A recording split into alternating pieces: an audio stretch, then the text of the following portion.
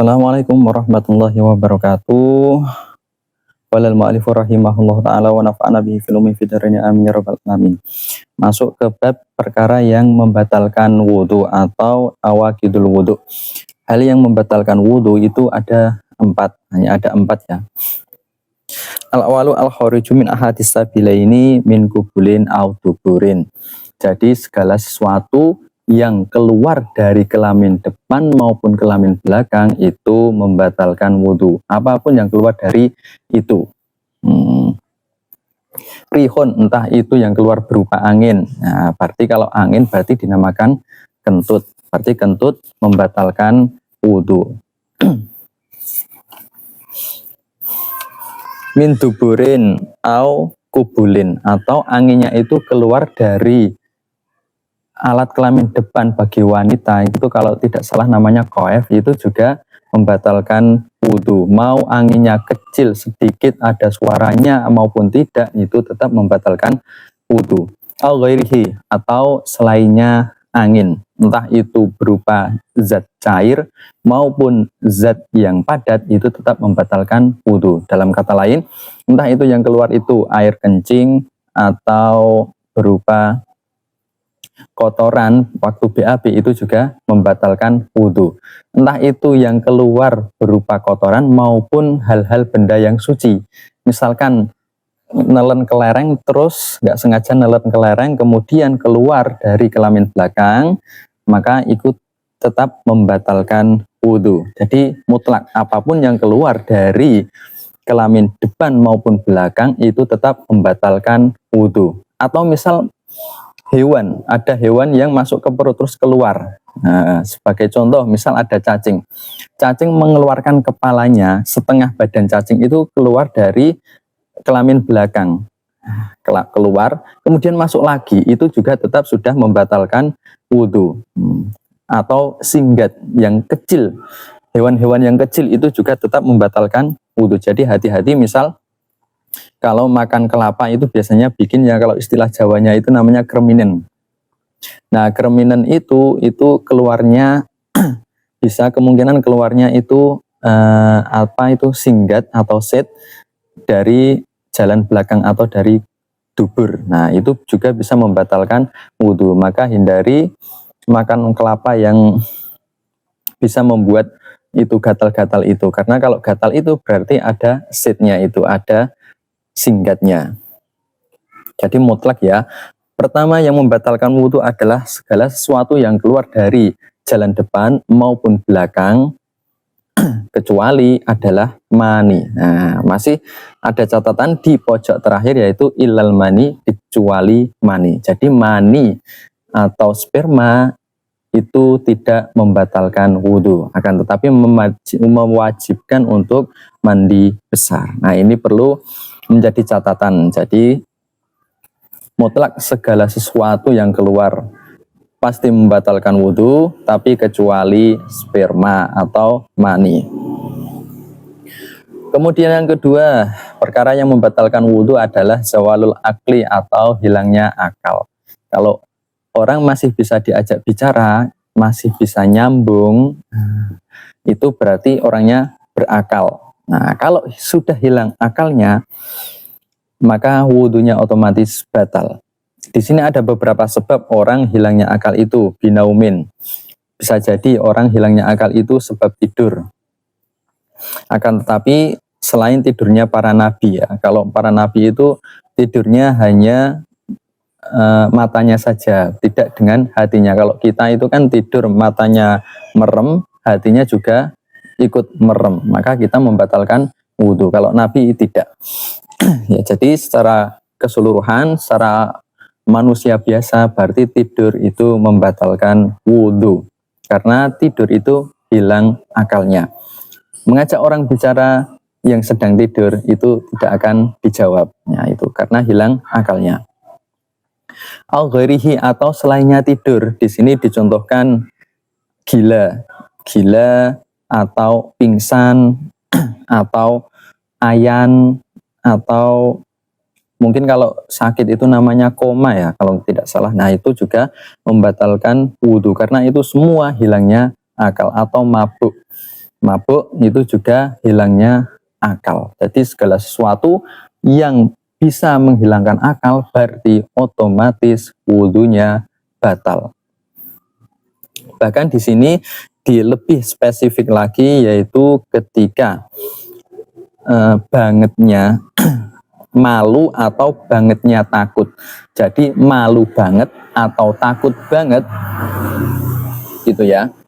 Di sini ada contohnya. Jadi ketika malu banget atau takut banget yang sampai hilangnya akal, itu juga bisa membatalkan wudhu. Nah, mungkin kayak di film-film ya, takut banget sampai tidak bisa bergerak. Nah, itu kan berarti otomatis hilang akalnya. Nah, itu juga membatalkan wudhu. Nah, jadi mutlak semua yang menyebabkan hilangnya akal itu membatalkan wudhu. Tadi ada beberapa contoh, ada sebabnya tidur, sebabnya gila, sebab ayan, sebab pingsan, koma, bangetnya malu banget, atau takut banget, atau mabuk. Nah, minum minuman keras sampai mabuk itu juga membatalkan wudhu. Tapi di pojok akhir itu juga ada catatannya, yaitu kecuali tidurnya orang yang memapakkan tempat duduknya, dengan catatan begini maksudnya. Ketika orangnya itu tidur dalam keadaan duduk seperti ini, kemudian salah satu bokongnya itu tidak terangkat, nah itu tidurnya tidak membatalkan wudhu. Nah, dengan kita memperkirakan seandainya kita duduk seperti itu tidak mungkin keluar angin atau tidak kentut saat posisi tidur tersebut. Jadi dengan catatan tidurnya tetap dalam posisi duduk yang seperti ini. Nah, jadi tidak miring ke kanan maupun ke kiri maupun ke belakang gitu. Jadi tidurnya tetap anteng gitu. Itu yang tidak membatalkan wudhu. Kalau tidurnya terlentang, nah istilahnya kedua bokongnya sudah tidak menempel di lantai, nah berarti wudhunya tetap batal. Kemudian yang ketiga adalah iltiqa'u basyarati rajulin wa mur'atin. Jadi bertemunya dua kulit antara pria dan wanita. Di sini dikatakan kulit karena ada beberapa yang ketika di sini dikatakan kulit, yaitu karena ada beberapa anggota badan yang ketika bersentuhan itu tidak membatalkan wudhu. Ada tiga anggota badan yang tidak membatalkan wudhu ketika bersentuhan. Apa aja? Yaitu adalah kuku. Yang pertama kuku, yang kedua adalah rambut, yang ketiga adalah gigi. Jadi ketika laki-laki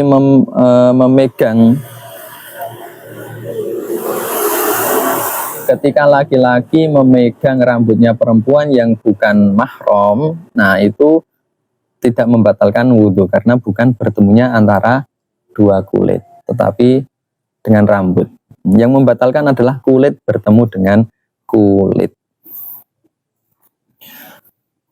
Yang mana bertemunya dua kulit antara laki-laki dan perempuan adalah yang sudah sama-sama dewasanya dan juga ajnabi. Ajnabi itu adalah orang yang bukan mahram atau orang lain. Yang mana menyentuhnya tadi itu min ghairi ha'ilin atau tanpa halangan suatu apapun. Seandainya bersentuhannya itu ada penghalang, entah itu kain ataupun kaos tangan, itu maka tidak membatalkan wudhu. Misal saya memakai sarung tangan terus saya bersalaman dengan wanita lain, maka wudhu saya tidak batal gitu. Wa yantaqidu wudhu kulli minhuma min ladatin aula, entah itu bersentuhannya itu merasakan nikmat karena ceweknya cantik maupun ceweknya yang tidak cantik, yang tidak nikmat, itu sama saja tetap membatalkan wudhu. Itu entah itu menyentuhnya sengaja, ya, entah itu menyentuhnya sengaja maupun tidak sengaja, itu juga tetap membatalkan wudhu. entah itu karena lupa menyentuh, itu juga tetap membatalkan wudhu.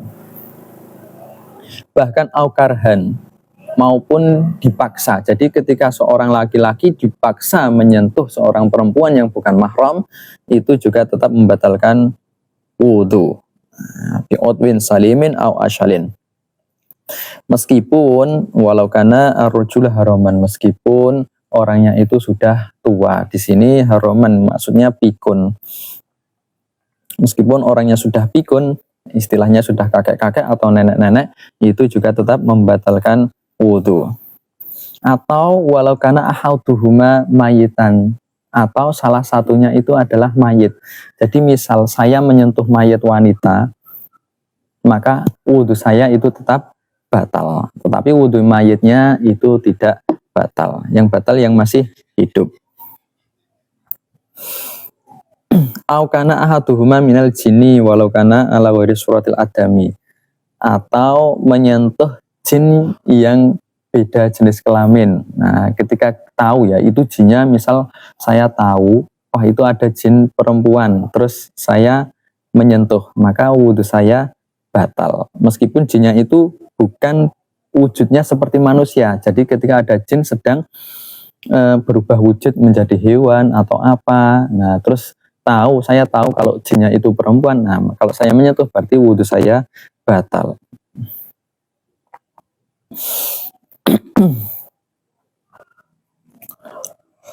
Wahasiluhu analam sanak yudun syurutin khamsatin atu ayakuna baina muhtalafi dzukuratin wa unusatin. Jadi di sini disimpulkan ada 5 syarat. Ada 5 syarat yang bisa membatalkan wudhu ketika bersentuhan kulit tadi. Yang pertama sudah jelas perbedaannya antara laki-laki dan perempuan. Jadi kalau laki sama laki tidak batal wudhunya. Perempuan sama perempuan tidak batal wudhunya karena itu satu mahram. Yang kedua, menyentuhnya itu menggunakan kulit. Nah, yang seperti yang sudah saya katakan tadi ya, berarti menyentuhnya itu kulit bertemu dengan kulit. Kalau rambut, kuku, dan gigi, nah itu tidak membatalkan wudhu. Kemudian yang ketiga, menyentuhnya itu biduni hailin, jadi tanpa ada penghalang suatu apapun. Jadi kalau ada penghalang, meskipun penghalangnya itu tipis, misal cuma pakai plastik, kaos tangan kayak di dokter-dokter itu, buat salaman, nah itu sudah tidak membatalkan wudhu. Kemudian yang keempat, sudah mencapai kadar dewasa. Jadi keduanya itu sudah mempunyai kadar dewasa semuanya. Yakinan bahwa haku rajuli man balagha hadd tashtahihi. Kenapa di sini kok dikatakan sudah dewasa? Nah, dewasanya itu seberapa? Kenapa kok nggak dikatakan balik? Nah, balik kan itu lebih mudah ngira-ngiranya. Nah, kenapa dikatakan orang yang sudah dewasa? Ya karena bisa jadi orang itu belum balik, tapi sudah bikin syahwat. Misal wanita, sebagai contoh wanita 6 SD, apalagi zaman sekarang wanita 6 SD itu bisa jadi sudah bikin syahwat.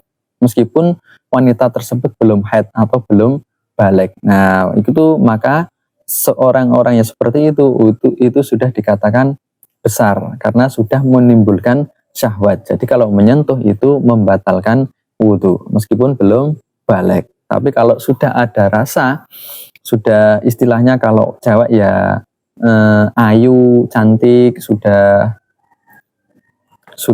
menyahwati, nah itu sudah membatalkan wudhu. Kemudian yang kelima adalah menyentuhnya itu antara laki-laki dan perempuan, bukan yang satu mahram, bukan tunggal mahram. Siapa itu mahram? Nah, mahram adalah orang yang haram dinikahi. Orang yang haram dinikahi. Wa yakunu tahrimuha ala ta'bid. Yang mana keharaman untuk dinikahinya itu selamanya. Nah, selamanya, selama-lamanya, meskipun sampai hari kiamat itu tetap haram dinikahi. Bisa babin mubahin.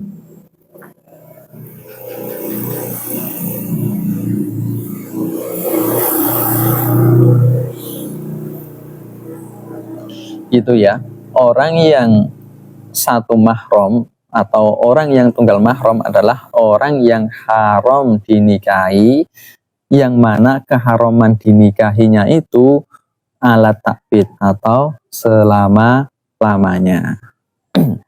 Saya contohkan di sini.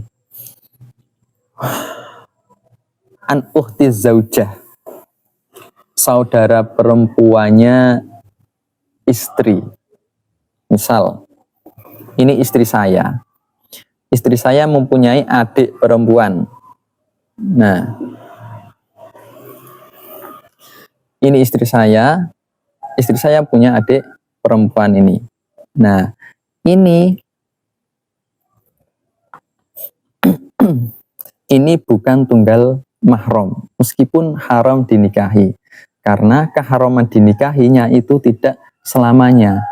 Ketika saya ada status dengan ini, masih menjalin hubungan, maka saya haram menikahi adiknya. Tetapi kalau sudah tidak ada hubungan, itu boleh menikahi adiknya. Nah itu, maka orang ini bukan mahram. Jadi saya menyentuh adik istri saya itu batal wudhunya, karena bukan mahram. Itu karena bukan mahram. Bukan mahram yang takbid, kan di sini catatannya keharamannya itu alat takbid yang selama-lamanya. Seperti contoh yang selamanya sekarang, mertua ya, mertua. Ibu dari istri saya. Ibu dari istri saya, nah, ini istri saya, terus ini ibunya. Ini istri saya, ini ibunya. Maka saya sama mertua itu satu mahram atau tunggal mahram. Nah, karena apa? Karena ini haram dinikahi selama-lamanya. Entah ini masih ada hubungan ataupun tidak, ini saya selamanya tidak boleh menikah sama mertuanya gitu. Makanya menantu dan mertua itu satu mahram. Kalau bersentuhan itu wudhunya tidak batal. Gitu. Nah, sedangkan kalau istri, kalau istri itu bukan mahram. Jadi saya sama istri saya itu bukan mahram. Karena boleh dinikahi, karena ini kan sudah dinikahkan. Nah, jadi wudhunya tetap batal kalau saya bersentuhan dengan istri saya. Tetapi halal untuk melihat seluruh auratnya. Itu adalah istri. Boleh melihat auratnya keseluruhan, tetapi membatalkan wudhu ketika bersentuhan kulit. Kemudian yang terakhir, yang keempat, yang membatalkan wudhu adalah menyentuh kelamin manusia. Nah, yang keempat, yang membatalkan wudhu yang keempat adalah menyentuh kelamin manusia, entah itu kelamin depan maupun kelamin belakang. Itu membatalkan wudhu, bukan kelaminnya sendiri. Gini. Sebentar, ada motor lewat. Saya ulangi. Perkara yang membatalkan wudhu yang nomor 4 adalah menyentuh kelamin manusia depan maupun belakang. Itu ya. Entah itu lupa, misalkan nggak sengaja menyentuh kelamin depan, lagi garuk-garuk, itu juga membatalkan wudhu. Walau banan atau dipisah. Jadi misal ada kecelakaan, terus itunya kelaminnya itu terpotong. Ada cewek lewat ikut bantu beresi anggota tubuhnya, terus nggak sengaja menyentuh kelamin yang terpotong itu tadi. Nah itu maka tetap membatalkan wudhu. Nah, dengan catatan itu potongannya masih kelihatan bentuknya kalau itu kelamin ya.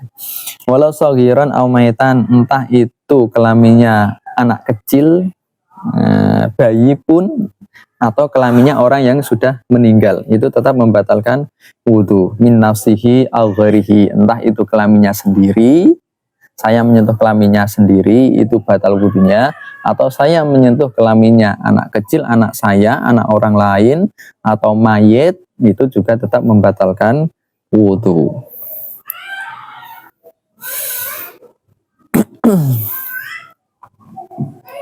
Kemudian yang dikatakan kelamin itu yang dimaksud adalah kelaminnya laki-laki, itu berarti jami'u nafsil qadib atau gagangnya. Jadi yang membatalkan wudhu itu yang gagangnya aja.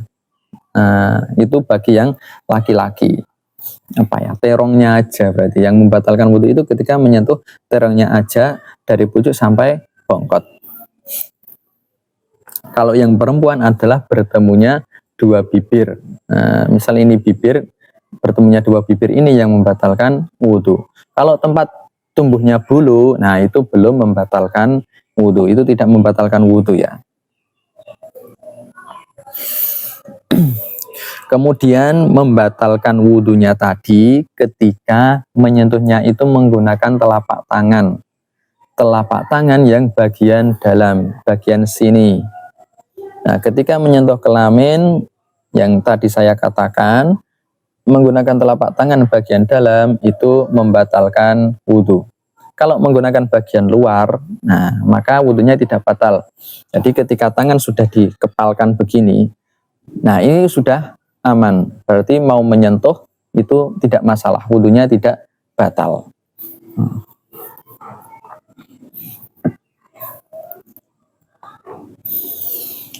Wa taqyidu bil adami yahruju al bahimah. Nah, di sini kan yang tadi yang membatalkan adalah kelaminnya manusia. Ya. Kelaminnya manusia, entah itu kelaminnya sendiri maupun milik orang lain, itu kan membatalkan wudhunya. Maka di sini ketika menyentuh kelaminnya hewan, misal kita memegang kelaminnya sapi, kerbau, domba dan lain sebagainya, maka wudhu kita itu tidak batal. Udah, cukup itu saja ya. Perkara yang membatalkan wudhu itu ada 4 tadi. Ada 4 tadi. Mungkin saya ulangi. Yang pertama adalah segala sesuatu yang keluar dari kubul maupun dubur. Yang kedua adalah hilangnya akal. Yang ketiga adalah bertemunya kulit laki-laki dan perempuan yang bukan mahram. Kemudian yang keempat adalah menyentuh kelamin manusia, kelamin depan maupun belakang menggunakan telapak tangan bagian dalam. Itu saja. Wallahu a'lam bishawab. Al-Fatihah.